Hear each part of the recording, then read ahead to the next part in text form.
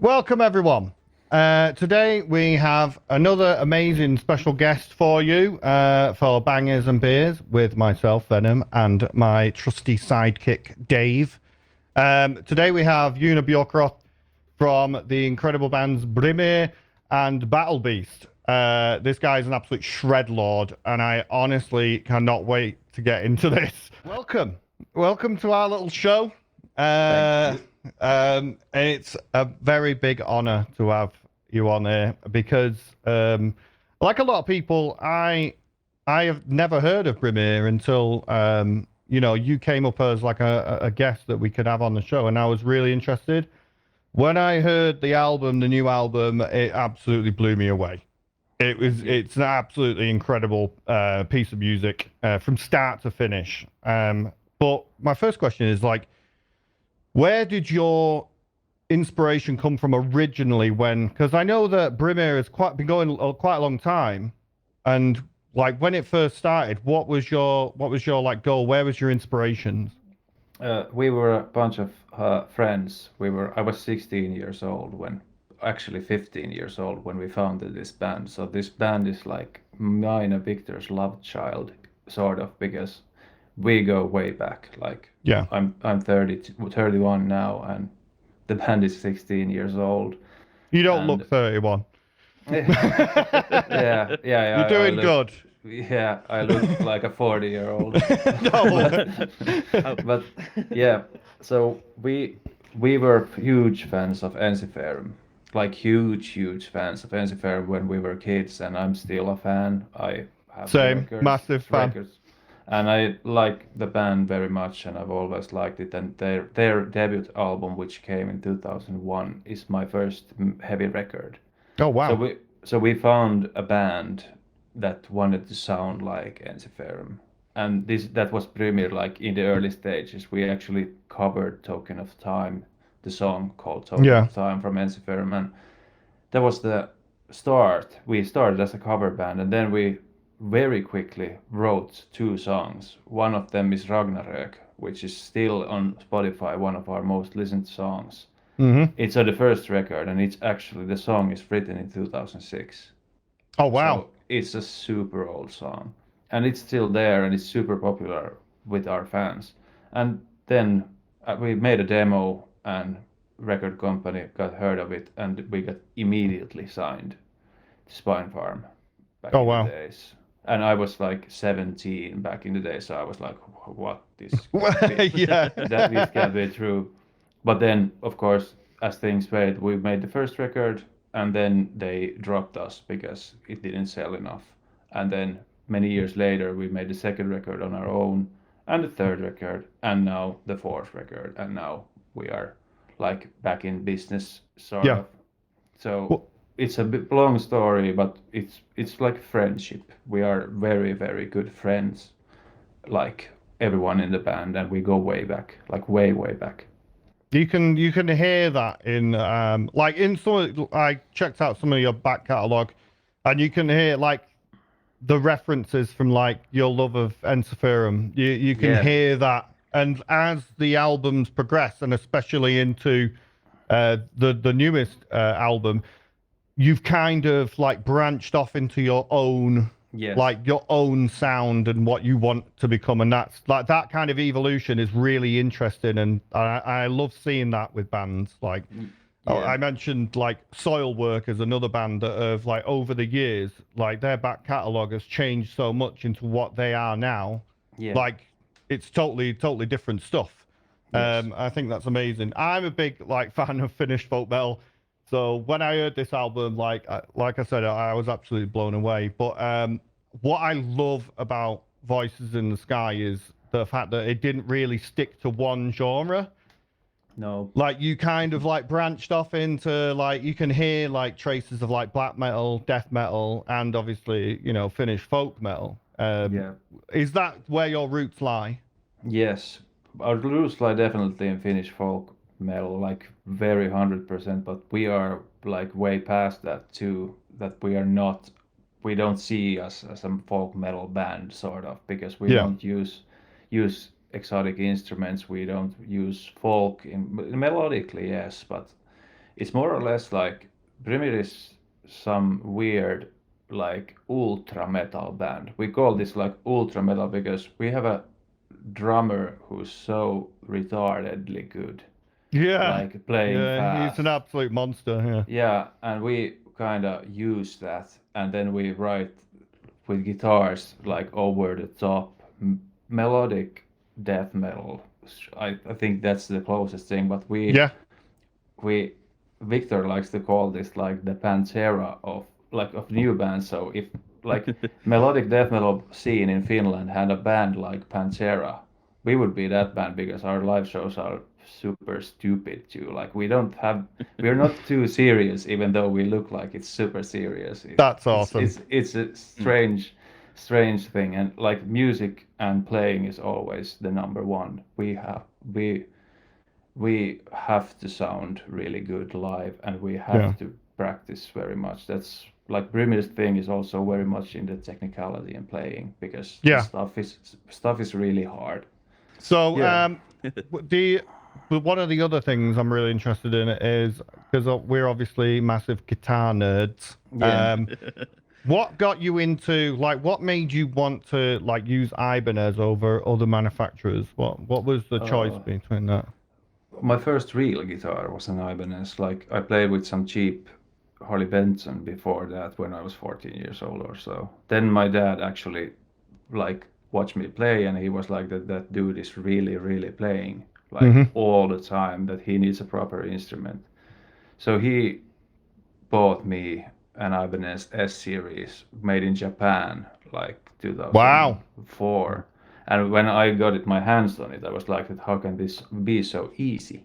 Yeah, Because I'm a fan of the S series. Yeah, Dave Yeah. loves the good S series. Yeah, I've got one yeah. as well, but it's a cheap one. But Dave's got a really Yeah. good one. Yeah, Yeah. S series is a great guitar, and it's a great guitar for a kid because it's so easy to play.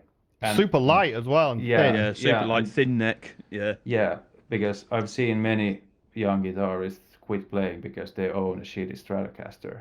Because the shitty Stratocaster is the toughest thing to play on. Like, it's really hard. So my father is a musician, so he wanted to buy me a good instrument, and here we are. So it kind of paid off because then I got pretty quickly like offered some sort of like deal with Ibanez, and because I'm endorsed with them, that's the main reason I play with them now. But I've never really played any other brands during my career, so that's why I play Ibanez, and they are absolutely amazing guitars. Oh yeah, So- definitely. I so- have one.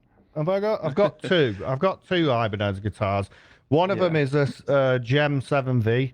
Yeah. But when I saw your RG 8470, the like the Tree of Life inlay, just like I love that. I love that, and that's Yeah. one of the main reasons why I bought the Gem. But Yeah.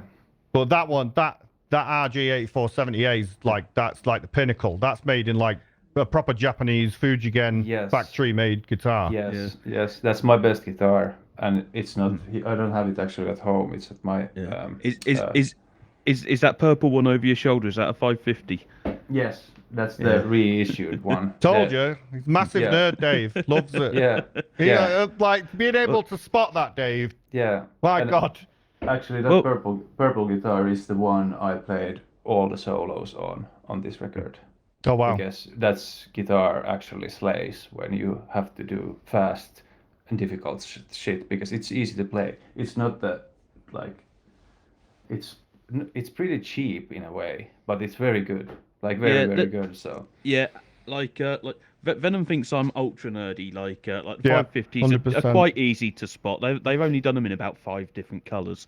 and they're only one color always, so you really but yeah, see it. they're basically the step down from the Gem. They're what Ibanez made after Steve Vai sort of came up with the Gem sort of and said that's my guitar. They were like, okay, we'll sort of like take a lot of those ideas and put them into the next guitar, and that was the 550.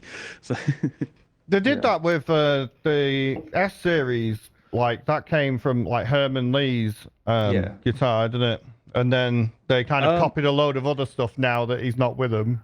Anyway, let's not talk about that. They copied a load of stuff from him, but the S series was a thing before Herman signed to them. But S series is great. So when you go on tour, when you're actually playing live, are you one of those guitarists that uses like a proper rig, or do you go with like the amp modeling, Kemper, Axe Effects, that kind of stuff? What's your rig?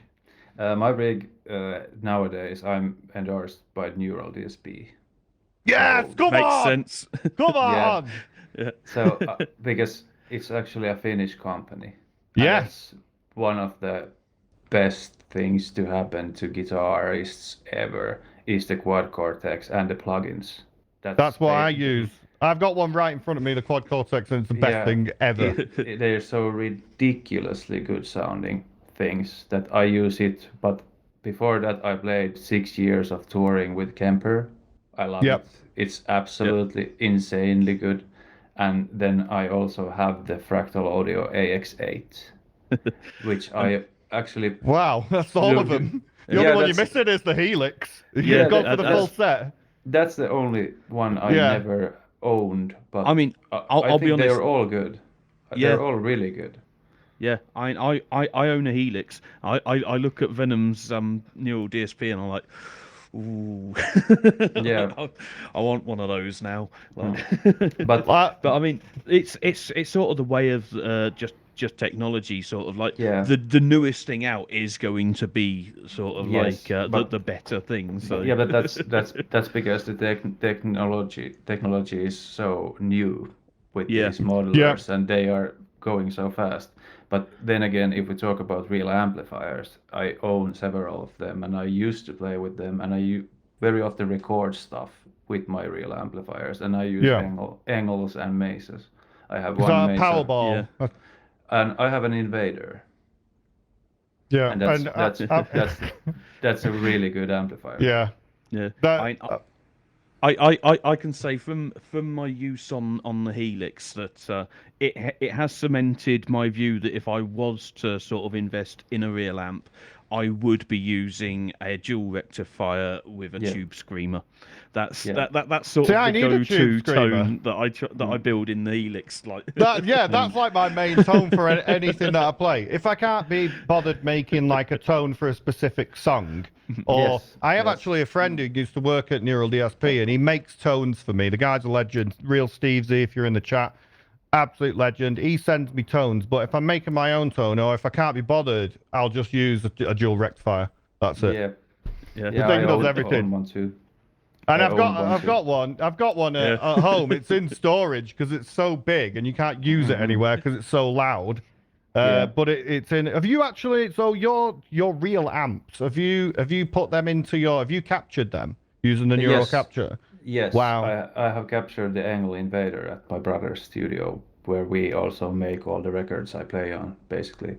But I've not used the profiles because this is a funny thing. The profiles I actually use with my neural captures, I've actually captured the plugins. Oh wow! And that's you can't go nerdier than that. That's up there. But they are so ridiculously good that once you use on your computer, they're they have so many small things. Yeah. The new Rabea one, the new plugin that they brought out, I was watching a friend stream it, and that thing's amazing. That basically does everything. It's basically when they release something, I usually buy it. Yeah. And then I mess around with it like for a day or two, and then I go back to the usual plugins I use. I use the 14s. That is one of the things with having loads and loads of options available. That's the problem. You can sit there for hours just playing with stuff, and eventually you go back to the dual rectifier with a tube screamer sound. But you can't fix anything that's not broken, and that sound is not broken. Yeah, exactly. So are you on the Neural Cloud then? I'm just saying this. Yes, because... I am there. You can find me there. But I haven't uploaded anything there, but I have been asked to upload stuff there. I should probably activate myself with the Neural Cloud thing because it's an amazing community thing too. It is. I love it, and that's where I get all like Steve's if he's in the chat. That's where I get all. You just download it straight to the device, like straight to the Quad Cortex. Done. Easy. Yeah. It's an amazing thing. Welcome to the future. Yeah. One thing I did want to know is how difficult is it to go from like, recording something with Brymir and then to obviously going to do something with Battle Beast. Do you ever find that like some of the ideas and some of the stuff that when you're writing, does it kind of like bleed into each band? Yeah, definitely. Yeah? Yes, definitely. Like, even though the bands are very different, the one is like super melodic with female fronted power metal rock music. The other one is this insane death metal melodic shred thing. So I play with same sounds. I play very difficult solos in both of the bands. Some of the hardest solos I play are in Battle Beast, even though the songs are far more simple. So yes, my work with both bands bleed to each other all the time. But of course, like the medium which we work in is not the same because the genre, they're both metal bands, but not like same kind of metal, but melodic metal. So always when you have melodies, they will interfere with one another very often. You can hear it with like some of the bands, like I was talking about before, like Soilwork. Obviously, Bjorn Strid is in the Night Flight Orchestra, and you sometimes, like very recently, I've been able to hear some of his stuff like bleeding in, and you can like hear the like similarities, and when they're making like a song. So yeah, it was really interesting to know that Battle Beast and Brymir share some of the same like ideas, but in different genres. Yes, that's pretty definitely. cool. Definitely. Dave, did you have a question? I know you're like on the edge of your seat here. No, I didn't really have a question. Oh, that's good. No, I think we've already sort of like covered like the gear sort of situation. But obviously we did see a flying V in that video. I am a sucker for a V. Loves them. Yeah. Yeah. Can you tell us a bit more about that V? Yeah, sure. Yeah. That's a guitar. Ibanez made this XPT or something like that, or I don't remember the series because it's long gone. So back in 2007, they made these guitars, these Vs, and then they got sued by Gibson because it looks like a flying V. So they had to quit producing them. So there's only 1 year of this V modeled Ibanez guitars out there, and they're all like used. So I found this one used when I was touring in northern Finland, and I went to this guy. I found it in the internet, and then I was like, I want that guitar. At how much? It was like a few €100, and then I had this V with no case. You walk in the middle of a town with a V. Then I was at his practice place. I was like, I really need a case for this. That can you sell me a case? Do you have the case? He was like, yeah, I have the case, but I'm not. It's gonna cost you extra. Like I was like, no. Okay, tell me what it costs. I need the case. I can't walk with this like in town. It's gonna look a bit silly. Then and I need a case for it. Then he was like, okay, you get it if you sign my arm. What? I was like, what? Yeah, he wanted my signature on his arm, so things got a bit weird. I was like, Then I realized that he's actually coming to the show we were playing in that town that night with Battle Beast. And then he was like, he recognized who I am. Then he was, okay, there's your case, but you need to sign my arm. I was, all right. Yeah. So I signed his arm, gave him a few €100, and we're like, see you at the show. But that's the story of that V guitar. And the ridiculous part is that it's a very cheap guitar, but it's so good. It's really good. Like, I mean, it is that's one of the good. best things about Ibanez is the fact that you can get so much guitar for your money, no matter how much you spend. Yeah. Yeah, I seem to recall that Herman Lee has a story about an Ibanez V that Sam owned. Yes, That Sam. I think it was British Airways managed to break. Yes. Yeah, yeah, and Sam's guitar should have been a V back in the days, but Ibanez Mm. couldn't make his custom model to be a V because of this Gibson lawsuit. So there's Gibson loves all, suing Yeah, people. yeah, They they love really it. do. They really yeah, do. yeah, they do. So, what's next for Brymir? Are you going to be touring? I Yes. know. Tell us about this tour that you're going to be doing. We have a very, very long European tour.